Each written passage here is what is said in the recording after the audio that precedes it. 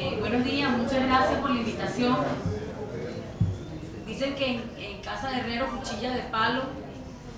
Yo soy profesora de la universidad y casi que dejo para el final a la Universidad Bolivariana, porque yo he recorrido medio país tratando de explicarle a la gente el alcance de esta convocatoria y un poco el contexto. ¿Ustedes creen que puedan rodar una silla y puedan sentarse para no verlos parados? Porque me parece bien. Ahí hay sillas, compañeros, que se sienten cómodos, mire aquí adelante, ruédense, porfa, para que estén cómodos, me refiero. Miren, fíjense, yo he tratado de recorrer todos los espacios que físicamente puedo hacer. Ojalá pudiera hacer más y desdoblarme. Lamentablemente no tengo esa virtud todavía. He tratado de hacerlo en todos los espacios porque además me parece trascendental el tema que estamos viviendo en el momento histórico que lo estamos viviendo. Para poder entender por qué el presidente Nicolás Maduro convoca una Asamblea Nacional Constituyente, primero tenemos que entender el contexto. El contexto en el cual el presidente, o en medio de ese contexto, el presidente convoca. Eso es lo primero que tenemos que entender. Y a mí me gusta comenzar la historia primero entendiendo cómo llegó Hugo Chávez al poder. Hugo Chávez llega al poder a través de la construcción de mayoría. Hugo Chávez no llegó al poder ni poniendo barricadas, ni contratando mercenarios, ni poniendo menores de edad al frente de la barricada, ni quemando a otro ser humano. Hugo Chávez asumió la responsabilidad por el hecho cometido el 4 de febrero. Pagó cárcel y salió de la cárcel a construir, a patear la calle y a construir mayoría a través de la palabra, que la palabra es poder. Y Chávez construyó esa mayoría a pulso, es decir, recuperó el sentido de la política con P mayor. Y la oferta de Hugo Chávez fue devolverle el poder al pueblo, porque Hugo Chávez llega al poder producto de una crisis histórica, una crisis social, una crisis cultural, una crisis política, que además ese proyecto de país llamado el Pacto del Punto Fijo, que otros autores lo conocen como el modelo de conciliación de élites. ¿Por qué? Porque ese modelo se ocupó de mantener la democracia representativa a punta de ganar afectos a través de lo clientelar. Convirtió al Estado y a sus relaciones en relaciones clientelares. Cuando Chávez llega al poder, aquí había 67% de pobreza, 35% de pobreza extrema. La clase media era el 8%. Cuando Chávez, según mi criterio, y lo asumo, lo asesina, desaparece de la escena física, porque ese asesinato fue planificado para poderlo quitar del medio, porque con eso pensaban que el chavismo se acababa. La clase media de este país era el 42%. Chávez sacó a casi el 30 y pico % de la pobreza. Eso es una realidad más grande que el sol, y eso no lo digo yo, eso lo dicen los organismos internacionales, la FAO, la ONU, la CEPAL. Todos esos organismos han reconocido que el modelo de inclusión social planteado en la Constitución de la República Bolivariana de Venezuela y adelantado por Hugo Chávez da resultados frente a un modelo hegemónico, geoeconómico, que se basa en ¿qué? En la destrucción del Estado, en el Estado mínimo, en la desinversión social en relaciones casi que de esclavitud para las grandes masas laborales para maximizar la ganancia. Entonces aquí hay dos modelos contrapuestos y Hugo Chávez plantea, para ganarse a la mayoría, que no había manera de salir de la trampa neoliberal sino a través de la refundación del Estado, y propone una Asamblea Nacional Constituyente. Chávez se casa con el poder constituyente originario. Esa tesis la habían manejado varios autores desde distintos puntos de vista. Jelinek, el propio Kelsen, lo manejó Smith como un acto de guerra incluso. Para Smith, la constituyente es un acto de guerra. ¿Para qué? Para insurgir contra el sistema, con el status quo. Esa era la visión. En el caso de Tony Negri, Tony plantea que es una salida democrática para, en medio de la lucha de clases, equiparar las cargas y salirnos de la trampa del anticristo, porque Negri asume que el capitalismo es el anticristo. Es poético, hay que leer a Negri en el planteamiento que hace del poder constituyente originario. Chávez se casa con esa propuesta y le dice a la gente: la única manera que salgamos de este atolladero es a través de una Asamblea Nacional Constituyente donde tú vas a tener voz y vamos a refundar el Estado. Y Chávez consigue, además, a través de una estrategia, yo digo que una estrategia inteligente, porque la Constitución del 61 no preveía una forma para cambiarla, sino a través de la reforma constitucional, y la reforma constitucional solamente la podía hacer el Congreso. La reforma constitucional de la Constitución de 1961 pasó 20 años engavetada, jamás se aprobó, jamás. De hecho, el derecho al amparo, al habeas corpus, no se vino a desarrollar sino 38 años después, cuando la Corte Suprema de Justicia declaró que reconocía el derecho al amparo. Y por eso, aquí desaparecían a la gente y no había habeas corpus que valiera. Si lo sabrán los desaparecidos de los años 60 y los años 70. Si lo sabrán los presos que se los llevaban y nadie sabía dónde estaban. Porque ese derecho que aparecía en la Constitución de 1961 se dejó en manos del Congreso, y como el Congreso era de mayoría adeca popeyana y el terrorismo era terrorismo de Estado, ellos mismos no se iban a mandar a investigar ni le iban a dar poder a un juez para que investigara qué era lo que estaba pasando. Violación masiva de derechos humanos consentida desde el poder constituido, en este caso desde el Congreso de la República.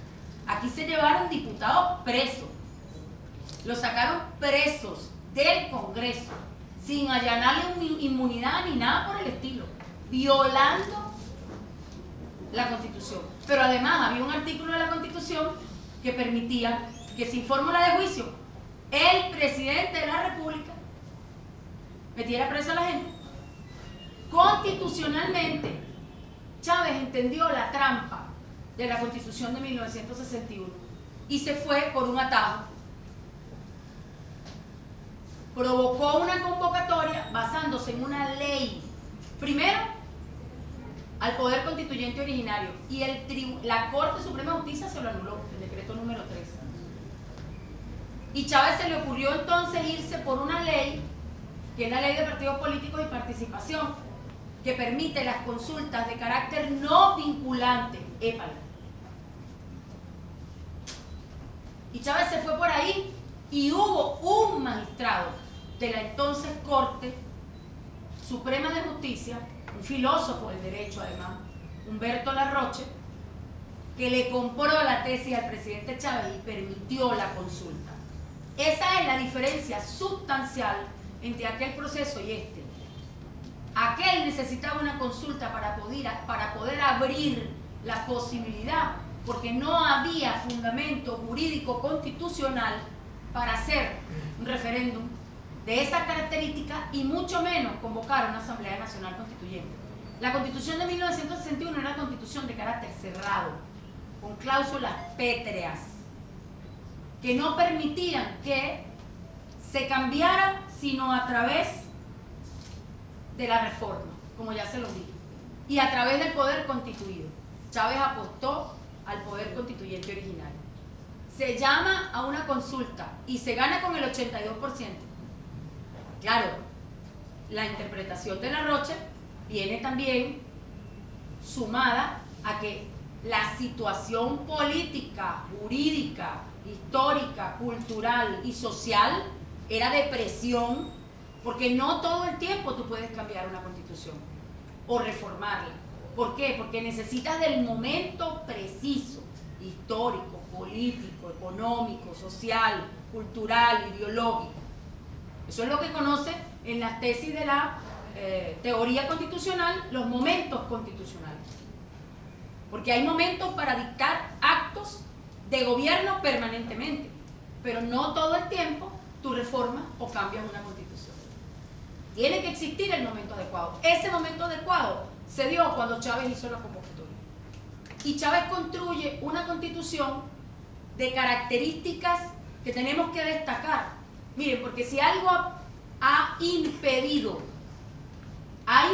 que en este país haya una guerra civil, es gracias a la arquitectura constitucional construida en la Constitución de 1999 y al papel fundamental que ha jugado el Tribunal Supremo de Justicia, hay que decirlo, con reconocer, pese a las diferencias que podamos tener con respecto a algunos criterios del tribunal. Pero ellos han cumplido un papel fundamental para mantener la paz y para mantener a raya a los enemigos internos, que lamentablemente ese es otro tema que vamos a tocar más adelante. Esa es la diferencia fundamental por la cual aquella necesitó de un referéndum consultivo para preguntarle a la gente si quería o no una constituyente. En esta constitución eso se solucionó. Hay un capítulo, el capítulo 3, donde están los artículos 347, 348, 349 y 350. Es importante que lo digamos. El 350 no está solo. El 350 forma parte del capítulo 3 que dice de la Asamblea Nacional Constituyente. La Asamblea Nacional Constituyente es un mecanismo constitucional. ¿Para qué? Refundar el Estado, nuevo ordenamiento jurídico o una nueva constitución. Ese es el para qué. ¿En dónde reside el poder de una Asamblea Nacional Constituyente? En el soberano, en el pueblo. Ahora, y yo me hago la siguiente pregunta. Si es como la oposición ha alegado, que el pueblo es el único que puede convocar a una Asamblea Nacional Constituyente, ¿por qué el 348 nos dice que hay unos sujetos legitimados para iniciar el proceso? Pueblo organizado en un 15% del electorado, sí, es un sujeto legitimado. Presidente, los cabildos y la Asamblea Nacional. Entonces el 348 es el complemento del 347, porque si bien es cierto la soberanía reside intransferiblemente en el pueblo, no es cualquier pueblo el que va a solicitar una Asamblea Nacional Constituyente, porque si eso fuera así, nosotros somos parte del pueblo, nos sentimos entonces con derecho a convocar una Asamblea Nacional Constituyente, nos vamos, recogemos una firma, a lo mejor chimba, y vamos y lo activamos. No funciona así. El 348 nos establece, porque además la Constitución es un sistema y hay que interpretarla de manera sistémica, no aisladamente un artículo de otro. El 348 nos dice quiénes son los sujetos legitimados para convocar, iniciar, accionar el mecanismo de una Asamblea Nacional Constituyente. El 349 establece los límites al poder constituido frente a la Asamblea Nacional Constituyente después que está instalada. Y el 350, mis queridos, establece los límites de actuación de una Asamblea Nacional Constituyente. ¿Qué significa esto? ¿Puede una Asamblea Nacional Constituyente promulgar, en el cambio que se le ocurra, la pena de muerte? Estaríamos retrocediendo en los derechos que hemos alcanzado hasta ahora. ¿Puede una Asamblea Nacional Constituyente retrotraernos al Estado feudal o decir que no somos una democracia sino una teocracia? o decir que no somos un Estado laico y que ahora vamos a ser musulmanes. No puede, porque estaría violando principios, derechos fundamentales y valores que ya hemos alcanzado en la Constitución que tenemos aprobada. Entonces el 350 funciona como la cláusula de oro para proteger el legado de Chávez, que es la Constitución de 1999. Eso lo sabía la derecha y por eso ellos desistieron de la constituyente en 2015, porque además no consiguieron que el pueblo se activara. Ellos no consiguieron el 15% de la firma, porque si no, no hubieran activado una Asamblea Nacional Constituyente. Y como estaba la situación en aquel momento, es probable que lo hubieran ganado. Pero imagínense la torpeza de la derecha de este país, o mejor dicho, ¿cuál es el plan de fondo de la derecha de este país? Que si ellos que dicen que son mayoría, ¿por qué no llamaron a su gente a una Asamblea Nacional Constituyente y se hubieran quedado con la mayoría? ¿Por qué los están llamando a una supuesta plebiscito o consulta popular? Que les cuento, el plebiscito no existe en nuestra Constitución. Incluso la consulta popular, que es un derecho establecido en el artículo 70, tiene que cumplir unos requisitos para que sea válida. Generalmente las consultas populares, el artículo 70 te dice que todos los mecanismos de participación te los remite a la ley especial. Hay una ley especial de referéndum y las leyes especiales en materia de consulta popular son las leyes que rigen a los municipios. Las consultas populares tienen que cumplir con unos requisitos establecidos en esas leyes especiales y solamente se caracterizan por ser y tener validez en determinados territorios. Son de carácter local, no nacional, porque cuando una consulta es nacional se convierte en referéndum consultivo. Por lo tanto, se tiene que regir por las normas refrendarias. Y eso no lo dice solamente la Constitución de la República Bolivariana de Venezuela, lo dice jurisprudencia internacional, como por ejemplo el Tribunal Español, que equipara la consulta popular a los referendos.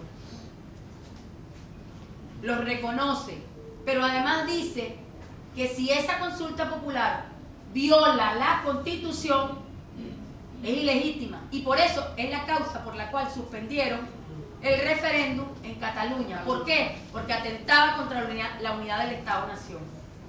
Esta consulta que ellos pretenden hacer el domingo, en su tercera pregunta, lo que pretende es convalidar la elección de autoridades ilegítimas para conformar un Estado paralelo. Ese es el plan Libia. Así lo hicieron en Libia con el CNT.